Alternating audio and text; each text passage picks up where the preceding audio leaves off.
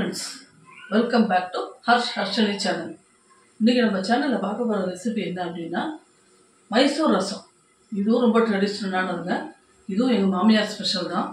மாமியார் அடிக்கடி வீட்ல யாராவது கெஸ்ட் வந்தாலோ இல்ல திடீர்னு ஒரு நாளைக்கு நினைச்சிட்டோ இந்த மைசூர் ரசம் வைப்பாங்க. இது பாத்தீங்கன்னா ரொம்ப டேஸ்டா இருக்குங்க. இந்த ரசம் வைக்கிற அன்னைக்கு இதுக்கு தொட்டுக்கிறதுக்கு வந்து புடலங்காய் பொரியல் இல்லை ஏதாவது ஒரு துவையல் இல்லைன்னா ஒரு அப்பளம் இது மட்டும் தொட்டு சாப்பிடலாம். சாம்பார் எதுவுமே வேண்டாம். தளத்தமாக இந்த ரசத்தை ஊற்றி சாப்பிட்டா அவ்வளோ டேஸ்ட்டாக அவ்வளோ நல்லா இருக்குங்க. இந்த ரசத்தை எப்படி பண்ணுறதுன்னு உங்கள்கிட்ட நான் பகிர்ந்துக்கிறேன். அடுத்தது வந்து இட்லி பொடி வீட்டில் சுத்தமாக தீர்ந்து போச்சு. நானே எங்கள் ஹஸ்பண்டு மாப்பிள்ளைலாம் இட்லி பொடி இல்லாமலே கூட சட்னி எதாவது இருந்தால் சாப்பிட்ருவோம். ஆனால் கிருத்திகாவுக்கு வந்து எந்த ஒரு இட்லி தோசை எல்லாத்துக்கும் இட்லி பொடி இல்லாத அவளுக்கு இறங்காது. அதனால சரி இன்னைக்கு இட்லி பொடியும் செஞ்சுருவோம் அப்படின்னு போட்டிருக்காங்க. அந்த இட்லி பொடி எப்படி செய்யுதுன்னு நான் எப்படி செய்கிறேன், எல்லாருமே இட்லி பொடி செய்வீங்க, நான் எப்படி செய்கிறேன் அப்படின்றத உங்களோட பகிர்ந்துக்கிறேன். வாங்க பார்க்கலாம். மைசூர் ரசத்துக்கு தேவையான பொருள் பார்த்தீங்க அப்படின்னா மிளகு பொடி இருந்ததுன்னு அந்த பொடியை வச்சுருக்கேன். நான் பொடி இல்லைன்னா மிளகு வறுத்து அதோட சேர்த்து பொடி பண்ணிக்கலாம், தப்பு இல்லை. மிளகு பொடி, ஜீரகம், அப்புறம் 2 ஸ்பூன் வந்து கடலைப்பருப்பு, 2 ஸ்பூன் தனியா, இது வந்து 1 ஸ்பூன் இருந்தால் போதும் மிளகு. அடுத்தது வந்து தேங்காய் ஒரு 6 மிளகாய் வச்சுட்டுருக்கேன். வேணும் அப்படின்னா பூண்டு பல் சேர்த்துக்கலாம். பூண்டு ஒரு 5-6 பல் சேர்த்துக்கலாம். அப்படி வேண்டாம், பூண்டு இல்லை வேண்டாம் நாங்கள் பூண்டு சாப்பிட்றது இல்லைன்னா அதை ஸ்கிப் பண்ணிக்கலாம், அது உங்கள் விருப்பம். தேவையான அளவு உப்பு, புளி வந்து நெல்லிக்காய் அளவு ஊற போட்டு கரைச்சி ரெடி பண்ணி வச்சுருக்கேன். இதுதான் வந்து மைசூர் ரசத்துக்கு தேவையான பொருட்கள். அடுத்தது வந்து பார்த்தீங்க அப்படின்னா இட்லி பொடிக்கு பார்த்தீங்க அப்படின்னா இந்த சின்ன டம்ளரால் ஒரு 1.5 இந்த கப்பால் 1 கப்பு வச்சுக்கோங்களேன். இந்த டவராவில் ஒரு டவரா வந்து கடலைப்பருப்பு எடுத்துட்டுருக்கேன். இதில் வந்து 1/2 டவரா வந்து இதில் பாதி உளுத்தம்பருப்பு எடுத்துட்டுருக்கேன். ஏன்னா உளுத்தம்பருப்பு சரி எடுத்துட்டோம்னா அது எண்ணெய் ஊற்றி சாப்பிடும்போது பார்த்தீங்கன்னா ஒரு குழகுழப்பு கொடுக்கும், குழன்னு இருக்கும். அது சில பேருக்கு பிடிக்காது, சில பேருக்கு பிடிக்கும். அதனால் வேண்டான்றதுனால 1/2 கப் எடுத்துட்டுருக்கேன். நான் மிளகா ஒரு கைப்பிடி அளவு மிளகா எடுத்துட்டுருக்கேன். ஏன்னா எங்களுக்கு வந்து ரொம்ப காரம் நாங்கள் சாப்பிட மாட்டோம், கொஞ்சம் காரம் கம்மியாக தான் இருக்கணும் எடுத்துட்டுருக்கேன். இன்னும் காரம் சாப்பிட்றவங்க அது வேணும் உங்களுக்கு, எங்களுக்கு காரமாக தான் வேணும்னா இன்னும் கொஞ்சம் மிளகா ஒரு 10-15 மிளகா சேர்த்துக்கலாம் நீங்கள். அது பெருங்காயம் தேவையான அளவு எடுத்துட்டுருக்கேன். அப்போ தேவையான அளவு உப்பு, ஒரு கொஞ்சோண்டு புளி. இதுக்கு வந்து புளி வச்சா தான் கொஞ்சம் நல்லாயிருக்கும். அதனால் வந்து ஒரு நெல்லிக்காய் சைஸை விட கொஞ்சம் கம்மியான புளி. இதுதான் வந்து இட்லி பொடிக்கு தேவையான பொருள். சில பேர் வந்து என்ன பண்ணுவாங்க, நவதானியம்லாம் அதில் சேர்ப்பாங்க. அப்புறம் வந்து இது வெள்ளரி விதை, அப்புறம் பூசணி விதை, இதெல்லாம் காய வச்சு கூட சேர்ப்பாங்க. அது அவங்கவுங்க விருப்பம். நான் வந்து இப்படி தான் செய்வேன். இப்படி இருந்தால் தான் எங்கள் வீட்டில் பிடிக்கும் எல்லாருக்கும். அதனால இப்படி தான் செய்வேன். வாங்க பார்க்கலாம் எப்படி செய்வேன். இது பார்த்தீங்க அப்படின்னா கடலைப்பருப்பு, கொத்தமல்லி விதை, மிளகா, இது எல்லாத்தையும் வந்து தனித்தனியாக வறுத்து ஆற வச்சுருக்கேன் மிக்சியில் அரைக்கிறதுக்கு மைசூர் ரசத்துக்கு. அடுத்தது வந்து இதுக்கு வந்து வறுத்துட்டுருக்கேன் இட்லி பொடிக்கு. ஆமாம், இட்லி பொடிக்கு கடலைப்பருப்பு வறுத்துட்டுருக்கேன். கொஞ்சம் சிவக்க வறுத்துட்டு அடுத்தது உளுத்தம்பருப்பு வறுப்பேன். அடுத்த மிளகா எல்லாத்தையும் வறுத்துட்டு உங்களுக்கு பொடி பண்ணிவிட்டு காமிக்கிறேன். நெல்லிக்காய் அளவு புளி ஊற வச்சுருந்தேன் இல்லைங்களா, அதை வந்து நல்லா கரைச்சிட்டு தக்காளி பழம், பெருங்காயத்தூள், அடுத்தது வந்து ஒரே 1 ஸ்பூனு சாம்பார் பொடி எல்லாம் போட்டு கரைச்சி இதை கொதிக்க விட்டுருக்கேன். நம்ம வந்து கடலைப்பருப்பு, கொத்தமல்லி விதை, அப்புறம் வந்து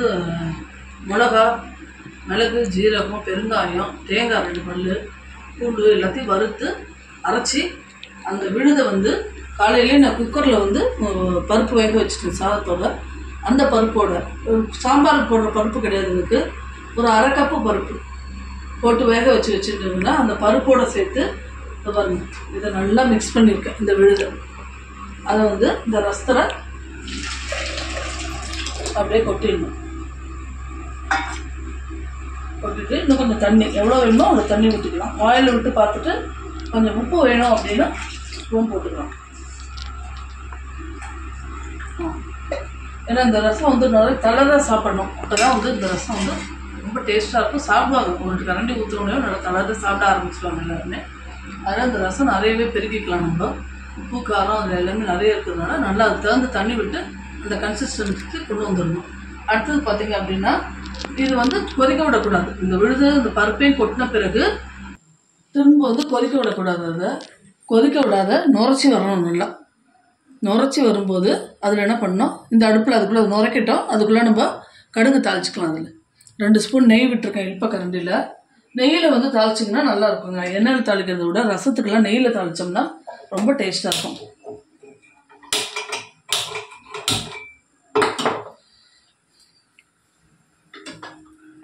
இழுப்பக்கஞ்சி அடுப்பில் வச்சாச்சு.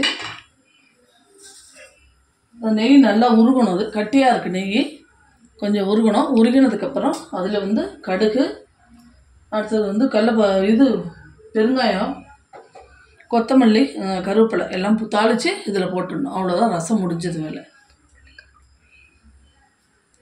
தாளித்ததுக்கப்புறம் உங்கள்கிட்ட காமிக்கிறேன்.